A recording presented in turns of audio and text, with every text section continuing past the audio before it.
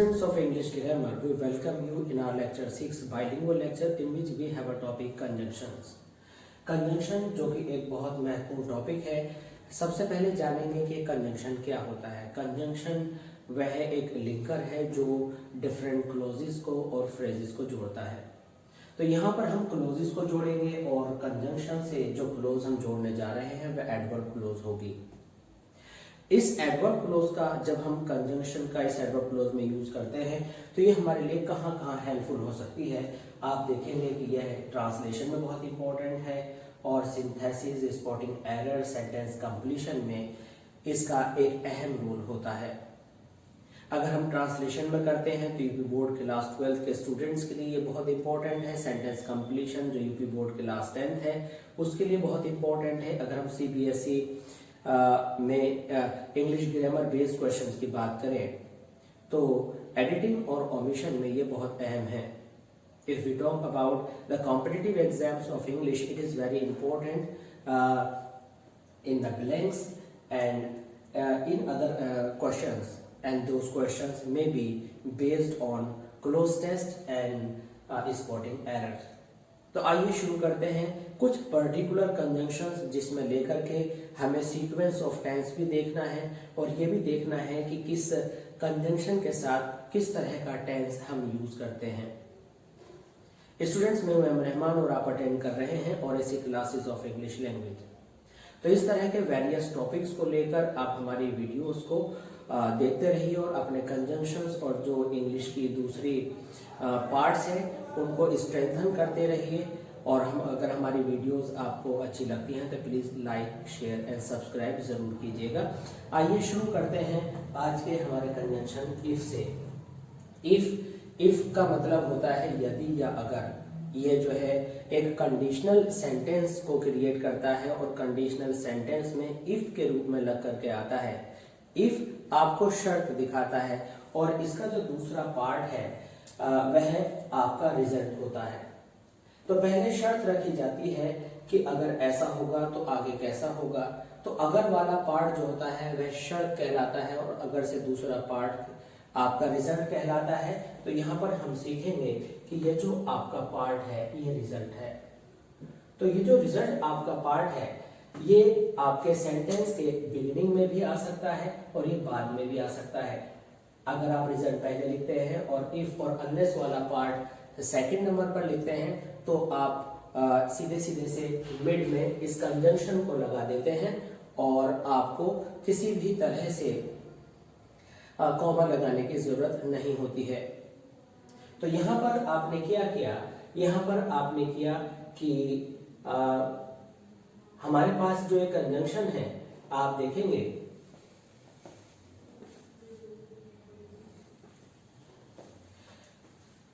हमारे पास यहाँ कंजंक्शन है इफ को लेकर के हमने एक सेंटेंस यहाँ पर बनाया है। अगर वह नहीं खेलेगा तो कैसे जीतेगा। अब यहाँ पर सिर्फ कंजंक्शन की ही बात नहीं, हमें ये देखना है कि अगर हमारी कंडीशन फ्यूचर में है, अगर हमारी कंडीशन फ्यूचर में है और अगला जो पार्ट है जो नेक्स्ट क्लोज है वह भी फ्यूचर में है तो ये हमें हमेशा याद रखना है कि जो कंडीशन फ्यूचर में आती है वह कंडीशन फ्यूचर में ना बन करके प्रेजेंट इंडेफिनिट में बनती है। तो नोटेबल पॉइंट क्या हुआ, नोटेबल पॉइंट ये हुआ कि इफ के साथ अगर आपका फ्यूचर आया है तो आप उसको प्रेजेंट इंडेफिनिट में बनाते हैं। तो इस तरह से आपने यहाँ पर ट्रांसलेशन किया। अगर वह नहीं खेलेगा if he will not play, if he will not play जो कि अपने आप में रॉन्ग है। आप इसको सही करके लिखेंगे, ये गलत कहलाएगा, ये सही। If he does not play how will he win. तो जो बाद का पार्ट है, बाद के पार्ट का मतलब यह नहीं है कि बाद में हमेशा रिजल्ट ही आता है। रिजल्ट पहले भी लिखा जा सकता है। तो जो रिजल्ट वाला पार्ट है वह हमेशा फ्यूचर में ही बनता है।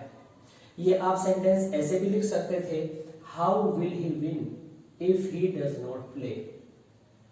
तो बात कहने की यह है कि इफ के साथ जो पार्ट कनेक्टेड है वह फ्यूचर इंडेफिनिट की जगह प्रेजेंट इंडेफिनिट में बनता है और जो आपका नेक्स्ट पार्ट है, जो आपका रिजल्ट है वह फ्यूचर का फ्यूचर में ही रह जाता है। तो इस तरह से जो हमारा स्ट्रक्चर हुआ वह हुआ if plus helping verb plus not. लेकिन अब हमें ये यहाँ पर एक नया कंजंक्शन और स्टडी करना है। वह कंजंक्शन क्या है? वह कंजंक्शन है अनलेस। अब ये अनलेस क्या है? एक्चुअल में इफ और नॉट का जो कॉम्बिनेशन है वो अनलेस है। अनलेस को आप कह सकते हो अगर नहीं। अगर के साथ नहीं जब आपका जुड़ जाता है तो इंग्लिश जब आप ट्रांसलेट करेंगे इसको, तो इसमें क्या करेंगे कि हेल्पिंग वर्ब आपको निश्चित रूप से लगानी होती है। हेल्पिंग वर्ब हमने लगा दिया तो हमारा सेंटेंस होगा, इसी को देखेंगे, इफ ही डज नॉट। लेकिन अगर हम इफ और नॉट को अनलेस में चेंज करें तो यहां से डज हट गया, और डज हटने की वजह से यहाँ पर आपकी असर्टिव वाली फॉर्मेशन आ गई। आपने वर्ब को इस तरह से यूज किया जैसे हेल्पिंग वर्ब वहां है ही नहीं। अगर आपने नॉट रिमूव किया तो निश्चित रूप से आपने हेल्पिंग वर्ब भी हटाया, और जब हेल्पिंग वर्ब हटाया तो आपने यहाँ पर अनलेस यूज किया, और अनलेस यूज करने पर आपका आ गया unless he place how will he win. तो यहाँ पर जो है आपका इसकी वजह से क्वेश्चन आ जाएगा, क्वेश्चन मार्क आ जाएगा। तो क्या सीखा हमने? ये सेंटेंस हमारा गलत नहीं है, ये सेंटेंस सही है। हमने क्या किया है? हमने if he does not play लिखा विल नॉट प्ले को, तो यहाँ पर ये एरर है। इसके बाद जो हमारा रिजल्ट पार्ट था उसको हमने एज इट इज, अगर इंटरोगेटिव है तो इंटरोगेटिव में, अगर असर्टिव है तो असर्टिव में हम बनाएंगे, और विल का यानी फ्यूचर का फ्यूचर ही यहाँ पर हम रहना होता है, फ्यूचर को हम फ्यूचर में ही छोड़ देते हैं। और अगर हम अनलेस का यूज करना चाहते हैं इफ के साथ नॉट आने पर, तो फिर हमें अनलेस लगाकर नॉट हटा देना होता है, क्योंकि नॉट इस अनलेस के अंदर इंक्लूडेड है, और rest part of the sentence remains as it is. तो इस तरह से आप इसको ऐसे भी बोल सकते हैं, how will he win unless he plays. तो कोई सी भी क्लोज आप पहले लिख सकते हैं, चाहे रिजल्ट पहले लिख लें और चाहे कंडीशन आप पहले लिख लें। इसके बाद हमारा दूसरा कंजंक्शन है व्हेन। अब व्हेन को लेकर स्टूडेंट्स अक्सर कंफ्यूज हो जाते हैं कि व्हेन किस समय कब कहलाता है और व्हेन किस समय जब कहलाता है। तो हम आपको बता दें यहाँ पर कि व्हेन किस समय कब कहलाता है और व्हेन किस समय जब कहलाता है। तो देखिए हमने यहाँ पर सेंटेंस लिखा कि आप कब आए, तो ये जो है ये क्लोज नहीं है, ये एक सिंपल सेंटेंस है। सिंपल सेंटेंस उस सेंटेंस को कहते हैं जिसमें एक ही सब्जेक्ट एंड प्रेडिकेट होता है। अगर साधारण शब्दों में बातें करें तो वह एक इंटरोगेटिव सेंटेंस है और इसके अंदर एक मेन वर्ब आई है। जब एक मेन वर्ब आती है तो वह सिंपल सेंटेंस होता है। आप कब आए, तो जब आपको व्हेन के साथ हेल्पिंग वर्ब दे दी जाए, व्हेन के साथ हेल्पिंग वर्ब दे दी जाए तो वह कब होता है, व्हेन डिड यू कम। और जिस समय व्हेन के साथ सब्जेक्ट आ जाए तो वह जब होता है। तो जब किस समय होता है, जब उस समय होता है व्हेन के तुरंत बाद जब आपका सब्जेक्ट आ जाए तो उस समय इसका अर्थ जब में आता है, और जब व्हेन के साथ हेल्पिंग वर्ब आ जाए तो उस समय कब में आता है। तो अब देखते हैं, जब आप आए तो वह पढ़ रहा था, तो यहाँ पर जब के लिए हमने व्हेन लगाया और व्हेन के बाद आया पास्ट इंडेफिनिट, जब आप आए व्हेन यू केम।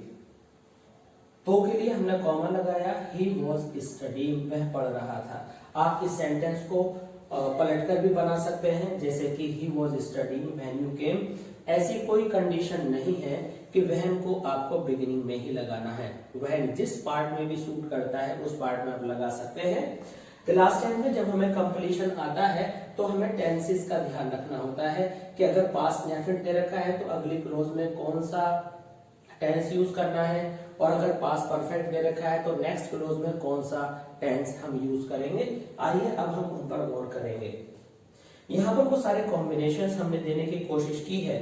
यहाँ पर आप देखेंगे कि व्हेन के साथ अगर पास्ट परफेक्ट आ जाए तो पास्ट परफेक्ट टेंस आने के बाद आपको दूसरे पार्ट में पास्ट इंडेफिनिट ही डालना होता है। याद रखिएगा, व्हेन के साथ अगर पास्ट परफेक्ट टेंस आ जाए तो दूसरे पार्ट में पास्ट इंडेफिनिट ही आपको डालना होता है। और बी पार्ट में आप देख रहे हैं कि व्हेन के साथ अगर पास्ट इंडेफिनिट आ जाए तो इतनी सारी आपके पास पॉइंट्स हैं जो आप यूज करते हैं। अगर वह इनके साथ पास्ट इंडेफिनिट आ जाए, क्लास सपोज कीजिए आप क्लास 10th में हैं, अगर आप क्लास 10th में है, क्लास 12th में है, या किसी कॉम्पिटिटिव एग्जामिनेशन की तैयारी कर रहे हैं, फिर तो आपको सभी पॉइंट्स समझने होंगे। अगर आपको सेंटेंस कंप्लीशन करना है और अगर कंप्लीशन नहीं भी करना तो आप दोनों कॉम्बिनेशंस को समझ लीजिए, फिर आपका कंप्लीशन भी हो जाएगा, ब्लैंक भी फिल हो जाएंगे, वर्क भी फिल हो जाएगी, एरर फाइंडिंग भी हो जाएगी और आप ओमिशन को भी फिल कर लेंगे। कैसे? Let's come here and see. When के साथ जब पास्ट इंडेफिनिट आता है तो हम नेक्स्ट क्लोज में पास्ट परफेक्ट लगा सकते हैं, और अगर हमारे पास बिगिनिंग में पास्ट इंडेफिनिट लगा हुआ है तो हम पास्ट इंडेफिनिट भी लगा सकते हैं। अगर हमारे पास बिगिनिंग में जो क्लोज है उसमें पास्ट इंडेफिनिट दे रखा है तो आप पास्ट कंटिन्यूअस भी लगा सकते हैं, और इसी तरह से टू बी भी आप यूज कर सकते हैं वॉज और वर के सेंस के साथ। अब हम यहाँ पर ये समझेंगे कि किस तरह से हम इन सब को यूज कर सकते हैं। आपको एक बात यहाँ समझने वाली है कि देखिए, हम शुरू करते हैं अपने पॉइंट ए से। पॉइंट ए में क्या दिया गया है? ठीक है, पॉइंट ए के अंदर यहाँ पर दिया गया है, आप देखेंगे कि पॉइंट ए में आपको दिया गया है कि पास्ट इंडेफिनिट टेंस के साथ पास्ट परफेक्ट आता है।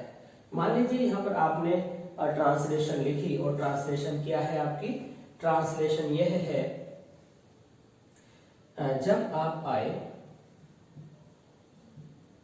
जब आप आए तो वह खेल चुका था,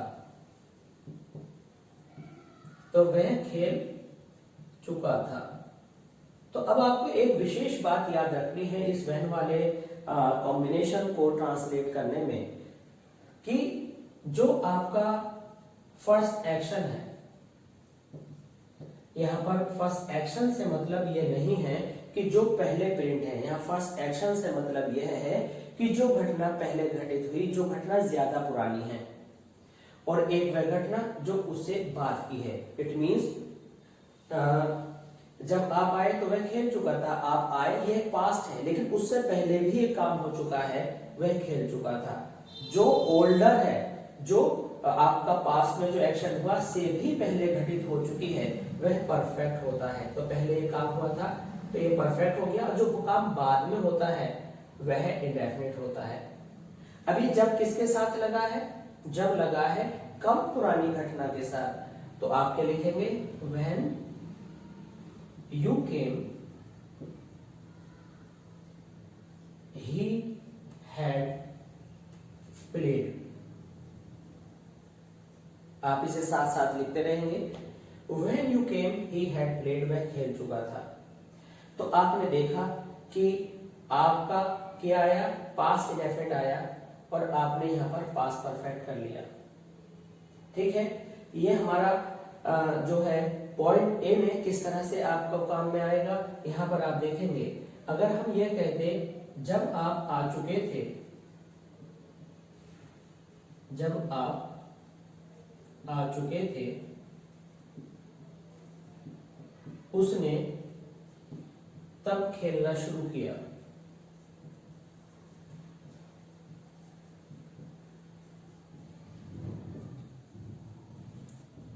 जब आप आ चुके थे उसने तब खेलना शुरू किया, मतलब कहने का यह है कि when you had come,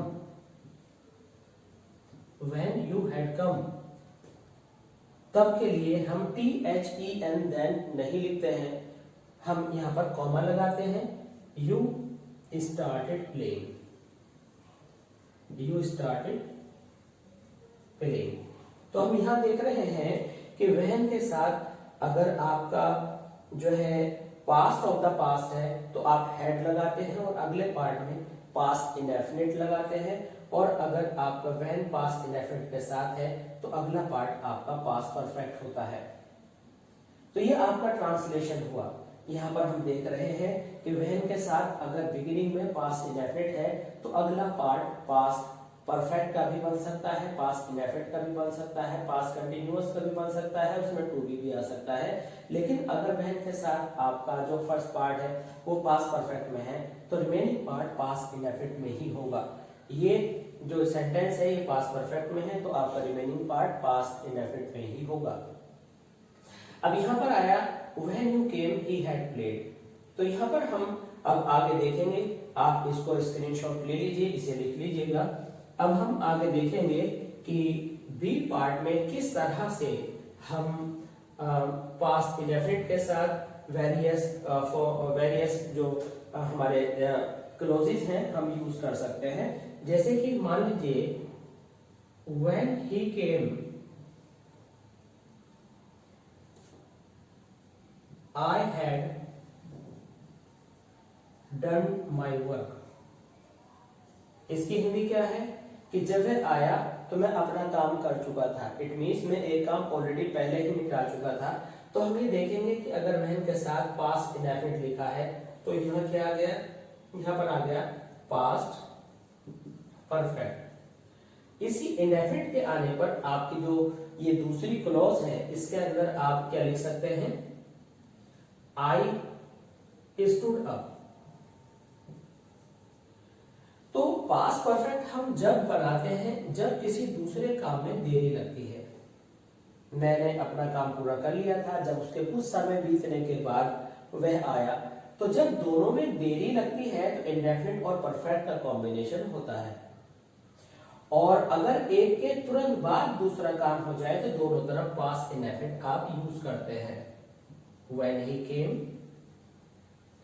I stood up, भाई जैसे ही कोई आया हम उठकर खड़े हो गए, तो जो हमने एकदम प्रतिक्रिया दी, अपना रिएक्शन दिया क्विकली, तो आप वहां पर पास्ट इंडेफिनिट का यूज करेंगे। अब आप सोचेंगे कि सर हम तो एज सून एज का यूज कर सकते हैं। Yes of course you can, आप कर सकते हैं, लेकिन अगर व्हेन का यूज करें तो भी कोई प्रॉब्लम नहीं है।